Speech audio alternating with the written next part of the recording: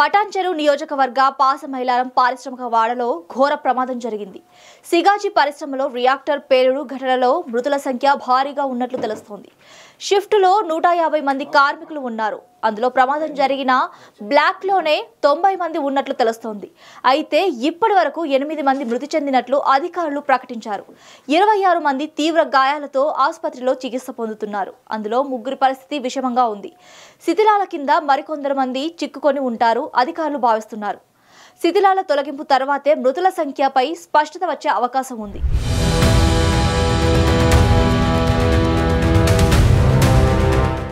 పాసమైలారం పారిశ్రామిక వాడలో అగ్ని ప్రమాద ఘటన స్థలికి మాజీ మంత్రి హరీష్ రావు చేరుకున్నారు. ప్రమాద స్థలాన్ని ఆయన పరిశీలించారు. జరిగిన సంఘటన దురదృష్టకరమన్నారు. తమ వారు సురక్షితంగా ఉన్నారా లేదా అంటూ బాధిత కుటుంబ సభ్యులు ఆందోళన చెందుతున్నారని హరీష్ రావు తెలిపారు. ప్రమాదం జరిగి 5 గంటలైనా ప్రభుత్వం ఎలాంటి చర్యలు తీసుకోకపోవడంపై ఆయన అసహనం వ్యక్తం చేశారు.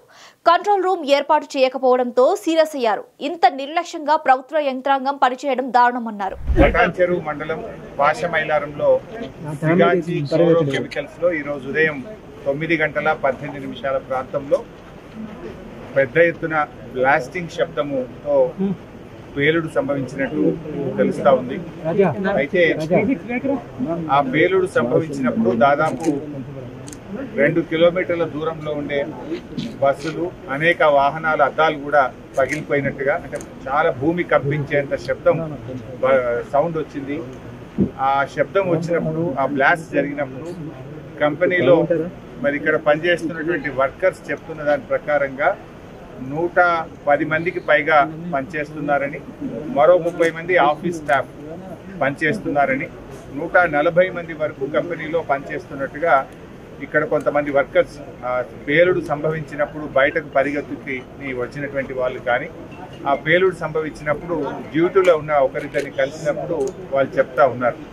దాదాపు 140 మంది వరకు కంపెనీలో ఆ నిమిషానికి పనిచేస్తున్నారు. 4 అంతస్తుల భవనం కుప్పకూలిపోయింది. కంప్లీట్ స్లాబ్ అంతా కూడా పడిపోయి నేలమట్టం అయిపోయినటువంటి పరిస్థితి ఉంది. ఇప్పటి వరకు అధికారులు చెప్తున్న దాని ప్రకారంగా 8 మంది మరణించారని, దాదాపు 26 మందిని ఆసుపత్రికి తరలించామని అధికారులు చెప్తా ఉన్నారు. మరి 8 + 26 అంటే 34 మంది. అంటే మరి ఇప్పుడు వర్కర్స్ చెప్తున్న దాని ప్రకారంగా 140 మంది కంపెనీలో ఆ నిమిషానికి పనిచేస్తున్నారు. అందులో నుంచి ఎంతమంది బయటకు రాగలిగారు, ఎంతమంది ఆ స్లాబ్ల కింద ఉండిపోయారు అనేది అర్థం కానటువంటి పరిస్థితి. నేను ఇక్కడికి వచ్చినప్పుడు ఒక 2-3 కుటుంబాలు ఇక్కడికి వచ్చారు. ఉదయం మా నాన్నగారిని, రామాంజనేయులు మా నాన్నగారిని ఇక్కడ దించాను. నాకు ఇక్కడ ఎవరు ఏమీ చెప్పడం లేదు, మా నాన్న హాస్పిటల్లో ఉన్నాడా లోపల ఉన్నాడా నాకేమీ తెలవడం లేదు అని ఆ అబ్బాయి చాలా కేశవ్ ఆవేదన వ్యక్తం చేస్తూ ఉన్నాడు. కేశవ్ తండ్రి దాసరి రామాంజనేయులు. అలాగే ఒక బీహార్కు చెందినటువంటి వ్యక్తి నా బావమరిది చౌదరి లోపల ఉన్నాడు. నా బావమరిదికి ఏమైందో నాకు తెలియడం లేదు, అధికారులు లోపల రానివ్వట్లేదు, పోలీసులు ఆపేస్తా ఉన్నారు, మాకేం అర్థం కావడం లేదు అని చెప్తా ఉన్నారు. నేను ఇప్పుడే లోపల కలెక్టర్ గారిని, ఎస్పీ గారికి కలిసి చెప్పాను. ఎందుకంటే ఎంతోమంది బీహార్, ఛత్తీస్గఢ్ వివిధ రాష్ట్రాల వాళ్ళు ఇక్కడ పనిచేస్తూ ఉన్నారు. వాళ్ళ భార్య పిల్లలు, వాళ్ళ కుటుంబ సభ్యులు తీవ్రమైనటువంటి ఆందోళనకు లోనవుతా ఉన్నారు. వీళ్ళిద్దరు కూడా నిఖిల్, రమ్య ఇందులోనే పనిచేస్తారు, వీళ్ళ ఆచూకీ ఇంకా తెలియడం లేదని వాళ్ళ కుటుంబ సభ్యులు కూడా వచ్చి చెప్తా ఉన్నారు. అందుకే ఇప్పుడు నేను కలెక్టర్ గారికి, ఎస్పీ గారికి ఏం చెప్పానంటే, ఒక కంట్రోల్ రూమ్ పెట్టండి, ఒక కామన్ ఫోన్ నెంబర్ ఇవ్వండి. ఇన్సిడెంట్ జరిగింది 9 గంటలకు, దాదాపు 1 అవుతా ఉంది, 5 గంటలు అయింది. ఏం చేస్తున్నారు 5 గంటల నుంచి? ప్రభుత్వం ఏం చేస్తుంది, అధికారులు ఏం చేస్తున్నారు? ఇంత పెద్ద ఇన్సిడెంట్ ఈ ప్రాంతంలో జరిగితే ఒక కంట్రోల్ రూమ్ పెట్టి, ఒక ఫోన్ నెంబర్ను పెట్టి, ఎవరైనా ఫోన్ చేస్తే ఇంకో పలానా వాళ్ళు పలానా హాస్పిటల్లో ఉన్నారు, పలాని వాళ్ళు చనిపోయి పోస్ట్ మార్టం దగ్గర ఉన్నారు, ఇంకా మిగతా వాళ్ళ వివరాలు తెలవాల్సిన అవసరం ఉంది, తీసుకోవాలన్నా వద్దా?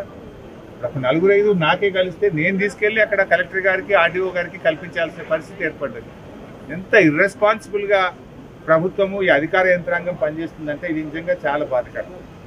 ఒకవైపు ఎన్డీఎస్ఆర్ఎఫ్ బృందం అద్భుతంగా లోపల పోయి పనిచేస్తున్నారు, వాళ్ళను మనం అభినందించాల్సిందే. కానీ రెవెన్యూ యంత్రాంగము, జిల్లా యంత్రాంగం ఏం చేస్తున్నట్టు?